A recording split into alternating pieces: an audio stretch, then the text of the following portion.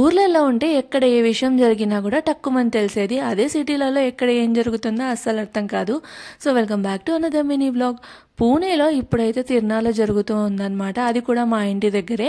So that ఎలా తెలిసింది అంటే ఫ్రెండ్కి కాల్ చేస్తే ఎక్కడున్నావు అని అడిగితే తిరునాళ్ళలో ఉన్నాను, ఈ రోజే లాస్ట్ డే అని అయితే అన్నారనమాట. వెంటనే మా ఆయన్ని రెడీ చేపించి ఇంకా ఇద్దరం అయితే తిరునాళ్ళకి స్టార్ట్ అయ్యాము.